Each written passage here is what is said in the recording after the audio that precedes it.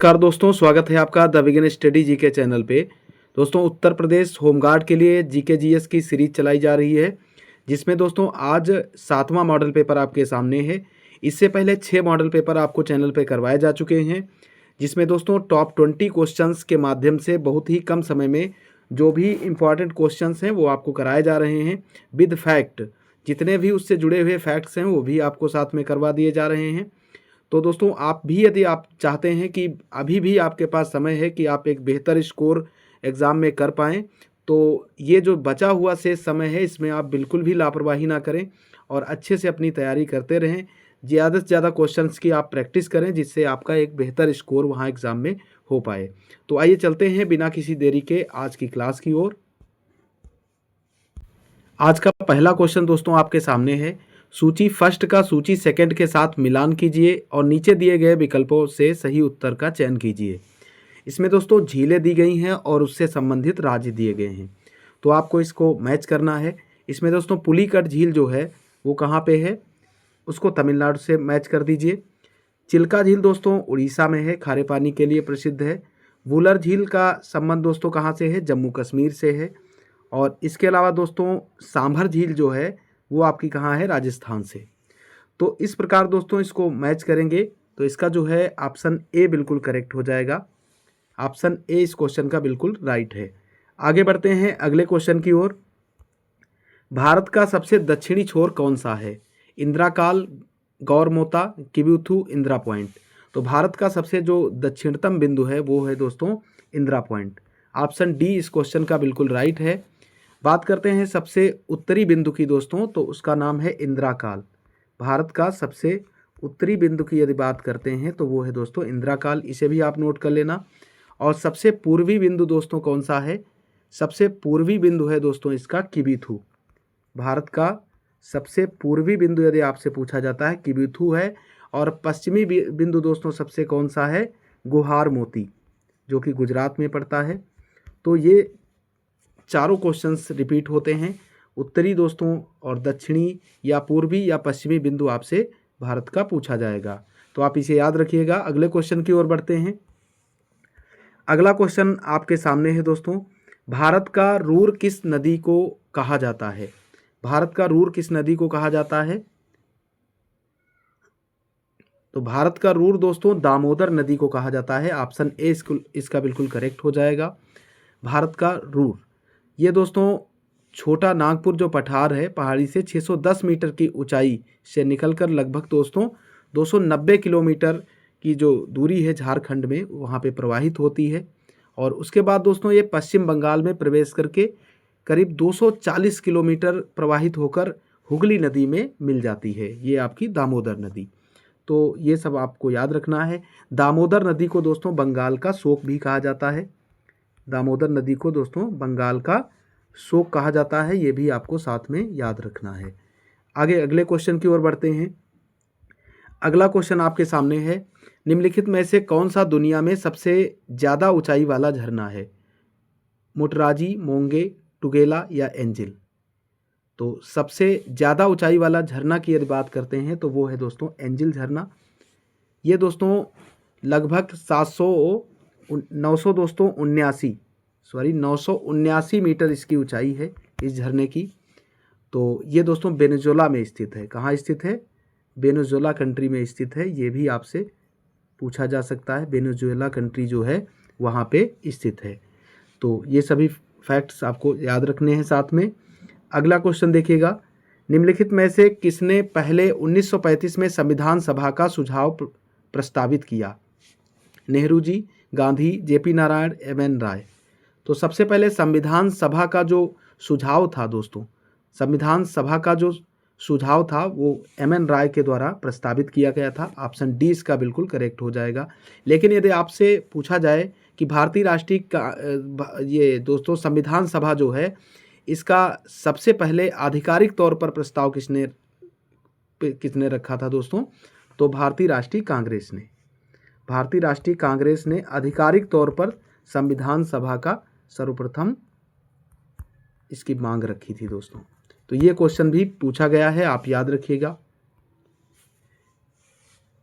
और इसको दोस्तों संविधान सभा को सर्वप्रथम स्वीकार कब किया गया था, तो ये भी आपको याद रखना है। 1942 में क्रिप्स मिशन के द्वारा सर्वप्रथम संविधान सभा की मांग को स्वीकार किया गया था। अगला क्वेश्चन देखिएगा, इनमें से कौन सा कारक नहीं है जो भारतीय संविधान के निर्माण में योगदान देता है? औद्योगिक क्रांति, ब्रिटेन में संसदीय लोकतंत्र, रूस में समाजवादी क्रांति, अमेरिका में अधिकारों का विधेय। तो इसका जो राइट आंसर है वो है दोस्तों ऑप्शन ए, औद्योगिक क्रांति। भारतीय संविधान के निर्माण में इसका कोई योगदान नहीं है। इसके अलावा बात करते हैं ब्रिटेन की, तो ब्रिटेन से दोस्तों आप जानते हैं संसदात्मक जो व्यवस्था है भारत में, कौन सी? संसदीय प्रणाली। संसदीय प्रणाली को ब्रिटेन से लिया गया है भारत में जो भी है। और इसके अलावा दोस्तों एकल नागरिकता, ये भी आपसे पूछा जा सकता है। एकल नागरिकता का जो प्रावधान है वो ब्रिटेन की संसद से लिया गया है, ब्रिटेन के संविधान से। और संसदीय शासन प्रणाली, विधि का निर्माण की प्रक्रिया जो है, विधि निर्माण की प्रक्रिया को भी कहाँ से लिया गया है? ब्रिटेन से लिया गया है, विधि निर्माण प्रक्रिया। तो ये सभी पॉइंट आपको याद रखने हैं। इसके अलावा दोस्तों अमेरिका से मौलिक अधिकारों को लिया गया है। मौलिक अधिकार किस देश से लिए गए हैं? अमेरिका का जो संविधान है वहाँ से मौलिक अधिकार लिए गए हैं। रूस से दोस्तों क्या लिया गया है? मौलिक कर्तव्यों को रूस से लिया गया है। ये सभी क्वेश्चंस पूछे गए हैं और आपको याद रखना है। मौलिक कर्तव्यों को किससे लिया गया है? रूस के संविधान से। इसके अलावा दोस्तों बात करते हैं संविधान जो संशोधन की प्रक्रिया है, संविधान संशोधन की प्रक्रिया को कहाँ से लिया गया है? ये सभी क्वेश्चन इंपॉर्टेंट है, आप याद रखिएगा। संविधान संशोधन की जो प्रक्रिया है उसको दोस्तों कहाँ से? दक्षिण अफ्रीका से लिया गया है। कहाँ से लिया गया है? साउथ अफ्रीका से। तो इसे भी आप नोट कर लीजिएगा। इसके अलावा दोस्तों नीति निर्देशक तत्व की बात करते हैं, तो नीति निर्देशक तत्व जो डीपीएसपी हैं आपके, वो किस देश के संविधान से दोस्तों लिए गए हैं? तो ये आयरलैंड के संविधान से लिए गए हैं। कहाँ से? आयरलैंड के संविधान से नीति निर्देशक तत्वों को लिया गया है। और अनुच्छेद 36 से दोस्तों 51 तक में इनका वर्णन है। तो ये सारे क्वेश्चंस इंपॉर्टेंट है, आप याद रखिएगा। अगला क्वेश्चन आपके सामने है, भारत में पंचायती राज की त्रिस्तरीय व्यवस्था का अनुमोदन किस समिति के द्वारा किया गया था? तो दोस्तों भारत में जो पंचायती राज की त्रिस्तरीय व्यवस्था है इसका अनुमोदन दोस्तों बलवंत राय मेहता के द्वारा किया गया था। ऑप्शन ए इसका बिल्कुल करेक्ट हो जाएगा। इसके लिए दोस्तों ये जो समिति थी बलवंत राय मेहता समिति, ये आपसे पूछा जाएगा किस वर्ष इसकी सिफारिश आई थी त्रिस्तरीय पंचायती राज व्यवस्था के लिए? तो इसकी समिति ने दोस्तों 1957 में सिफारिश की थी। तो ये भी आपको याद रखना है। और इसके बाद दोस्तों जस्ट इसके 2 साल बाद यानी कि 1959 ईस्वी में दोस्तों 2 दिसंबर 1959 में राजस्थान का नागौर जिला है वहाँ से सबसे पहले त्रिस्तरीय व्यवस्था को शुरू किया गया था। तो ये क्वेश्चन भी पूछा जा चुका है कि भारत में सबसे पहले त्रिस्तरीय व्यवस्था की शुरुआत कहाँ से हुई थी? तो राजस्थान के नागौर जिला से। इसके अलावा दोस्तों अशोक मेहता समिति आती है और दोस्तों वो अशोक मेहता समिति 1985 में आती है, ये भी आपको याद रखना है साथ में। और इसके अलावा दोस्तों एलएम सिंघवी समिति आई है 1986 में। तो ये सब समितियां दोस्तों त्रिस्तरीय शासन व्यवस्था से, पंचायती राज व्यवस्था से जुड़ी हुई हैं। आगे बढ़ते हैं अगले क्वेश्चन की ओर। खरीफ फसलों के लिए किस तरह के मौसम की आवश्यकता होती है? गर्म और नम, गर्म और शुष्क, ठंडा और नम, ठंडा और शुष्क। तो खरीफ के फसलों के लिए दोस्तों किस प्रकार के मौसम की आवश्यकता होती है? गर्म और नम मौसम की आवश्यकता होती है। ऑप्शन ए इसका बिल्कुल करेक्ट हो जाएगा। बात करते हैं दोस्तों खरीफ के फसलों की। तो खरीफ की फसलें आप याद रखिएगा, इसमें दोस्तों चावल आता है, चावल है। इसके अलावा दोस्तों मक्का भी इसमें आता है। और इसके अलावा दोस्तों बाजरा है, रागी है और सोयाबीन भी दोस्तों खरीफ की फसल में आता है। इसके अलावा और दोस्तों याद कर लेना मूंगफली और कपास, ये सभी दोस्तों खरीफ के फसल के अंतर्गत आते हैं, खरीफ की फसलें हैं। तो आप इसे भी याद रखिएगा साथ में। अगला क्वेश्चन देखते हैं, विश्वविद्यालय अनुदान आयोग का गठन किसकी सिफारिश पे किया गया था? तो इसका राइट आंसर हो जाएगा दोस्तों option B, doctor Sarvepalli Radhakrishnan. इनके द्वारा दोस्तों आज़ादी के बाद 1948 में, देश की आज़ादी के बाद 1948 में डॉक्टर सर्वपल्ली राधाकृष्णन के द्वारा दोस्तों विश्वविद्यालय अनुदान आयोग के गठन की सिफारिश की गई थी। तो ऑप्शन बी करेक्ट है, याद रखिएगा। आगे बढ़ते हैं अगले क्वेश्चन की ओर। आर्द्रता किससे मापी जाती है? Hydrometer, barometer, hygrometer, thermometer. तो आर्द्रता मापक दोस्तों यंत्र होता है हाइग्रोमीटर। ऑप्शन सी इसका बिल्कुल करेक्ट हो जाएगा। बात करते हैं दोस्तों हाइड्रोमीटर। हाइड्रोमीटर क्या होता है? हाइड्रोमीटर के द्वारा दोस्तों घनत्व की, अपेक्षित जो घनत्व होता है द्रवों का, उसकी माप की जाती है हाइड्रोमीटर के द्वारा। किसके? द्रवों का जो अपेक्षित घनत्व होता है। तो ये भी आप साथ में याद रखिएगा, काफ़ी बार पूछा गया है। इसके अलावा दोस्तों देखिएगा आप, ऑप्शन बी में है बैरोमीटर। बैरोमीटर से क्या मापा जाता है दोस्तों? वायुमंडलीय दाब को मापा जाता है, वायुमंडलीय दाब। तो ये भी साथ में आपको याद रखना है। और थर्मामीटर तो आप जानते ही दोस्तों, तापमापक यंत्र है, तापमापी यंत्र है दोस्तों, तापमापक यंत्र है। तो इसको भी आप याद रखिएगा। अगले क्वेश्चन की ओर बढ़ते हैं। अगला क्वेश्चन आपके सामने है, निम्नलिखित में से उसी विषय में 2 नोबेल पुरस्कार प्राप्त किए जाने वाले कौन से दोस्तों व्यक्ति हैं? तो एक ही विषय में 2 बार नोबेल पुरस्कार पाने वाले इनमें से दोस्तों कौन से व्यक्ति हैं? Pierre Curie, madam Curie, John Bardeen, Linus Pauling. तो इसका जो राइट आंसर है ऑप्शन सी है। बहुत ही इंपॉर्टेंट क्वेश्चन है, आप याद रखिएगा। एक ही विषय भौतिकी के क्षेत्र में इन्हें 2 बार नोबेल पुरस्कार प्राप्त हुआ। कब दोस्तों? 1956 और 1972 में। 1956 में पहली बार मिलता है, फिर उसके बाद 1972 में भौतिकी के ही क्षेत्र में 2 बार इनको नोबेल पुरस्कार मिला। इसके अलावा दोस्तों 2 बार नोबेल पुरस्कार मैडम क्यूरी को भी मिलता है, लेकिन पहली बार इनको दोस्तों भौतिकी के क्षेत्र में मिलता है लेकिन पहली बार भौतिकी के क्षेत्र में और दूसरी बार इनको रसायन के क्षेत्र में दोस्तों मिलता है। तो ये भी आप याद रखिएगा। अगला क्वेश्चन देखते हैं। रक्त के माध्यम से गुर्दे में प्रवेश करता है। बाह्य श्रोणिक फलक धमनी, वृक्क धमनी, कक्ष धमनी, अंतः प्रकोष्ठिका धमनी। तो रक्त दोस्तों किसके माध्यम से गुर्दे में प्रवेश करता है? रक्त किसके माध्यम से गुर्दे में प्रवेश करता है? तो इसका ऑप्शन बी बिल्कुल करेक्ट हो जाएगा। जो वृक्क धमनी होती हैं दोस्तों, उसके माध्यम से गुर्दे में प्रवेश करता है। आगे बढ़ते हैं अगले क्वेश्चन की ओर। विज्ञान की कौन सी शाखा ट्यूमर के बारे में बताती है? ऑस्टियोलॉजी, एनाटॉमी, ऑन्कोलॉजी या यूरोलॉजी। तो विज्ञान की जो दोस्तों ऑन्कोलॉजी शाखा है वो ट्यूमर के बारे में बताती है। तो ऑप्शन सी इसका बिल्कुल करेक्ट हो जाएगा।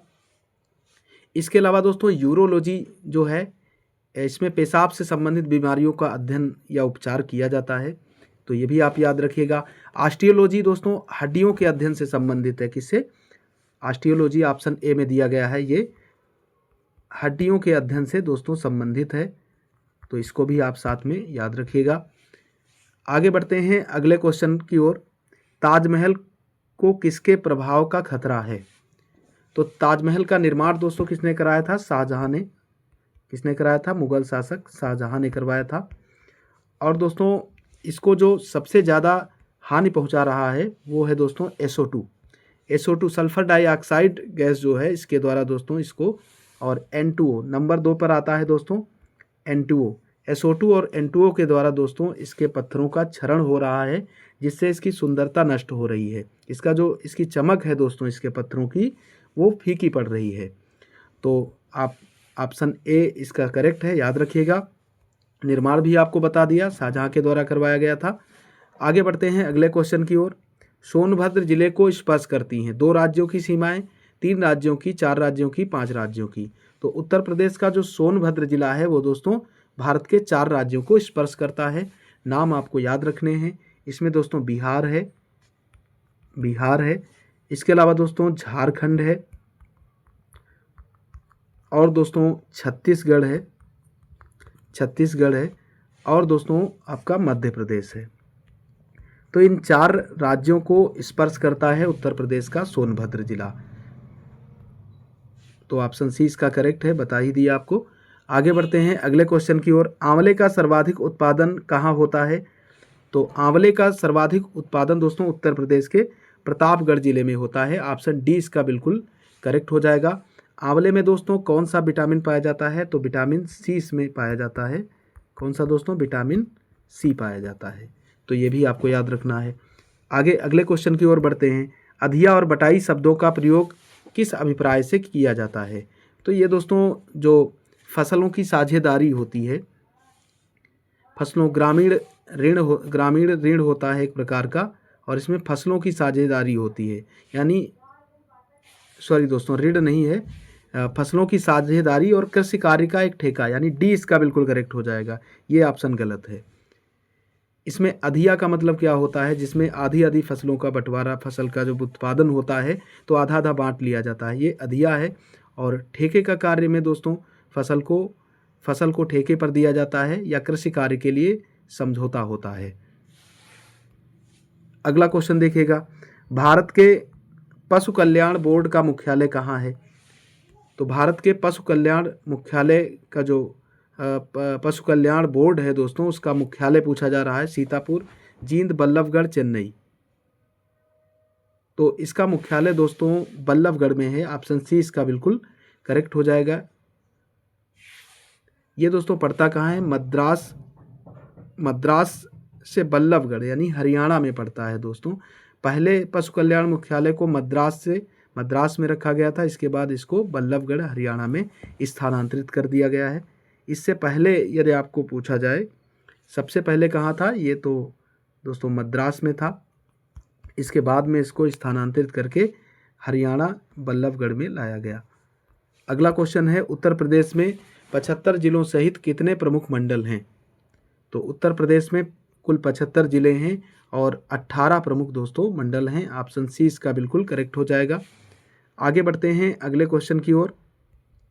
किस मंडल को विश्व के उत्कृष्टकालीन उद्योगों का केंद्र माना जाता है? विश्व के उत्कृष्टकालीन उद्योग का केंद्र माना जाता है। तो देखते हैं दोस्तों, कालीन उद्योग के लिए कौन फेमस है? तो कालीन उद्योग के लिए इसमें दोस्तों ऑप्शन सी करेक्ट हो जाएगा, मिर्ज़ापुर फेमस है। उत्तर प्रदेश के अंतर्गत जो मिर्ज़ापुर जिला पड़ता है वो कालीन उद्योग के लिए जाना जाता है। इसके अलावा दोस्तों भदोही भी फेमस है, और मथुरा, बरेली, सीतापुर, इन सब में कालीन निर्माण होता है। लेकिन ऑप्शन के अनुसार दोस्तों इसमें मिर्ज़ापुर सही हो जाएगा। अगला क्वेश्चन देखिएगा, आज का लास्ट क्वेश्चन है। उत्तर मध्य रेलवे का मुख्यालय कहाँ स्थित है? झांसी, इलाहाबाद, गाजियाबाद, आगरा। तो उत्तर मध्य रेलवे का दोस्तों मुख्यालय प्रयागराज में, इलाहाबाद में स्थित है। ऑप्शन बी इसका बिल्कुल करेक्ट हो जाएगा। पूर्वोत्तर रेलवे की यदि बात करें तो पूर्वोत्तर रेलवे का मुख्यालय दोस्तों कहाँ स्थित है? गोरखपुर में। तो इसी के साथ दोस्तों आज की क्लास यहीं पे समाप्त होती है। आशा करता हूँ ये क्लास आपको पसंद आई होगी। यदि क्लास आपको पसंद आई है तो आप इसे लाइक कीजिए और अन्य अपने दोस्तों के साथ भी शेयर कीजिए। चैनल पे अभी तक नहीं जुड़े हैं तो चैनल को सब्सक्राइब करके चैनल से ज़रूर जुड़ें, और मिलते हैं आपको कल अगली क्लास के साथ। तब तक के लिए जय हिंद, जय भारत, वंदे मातरम।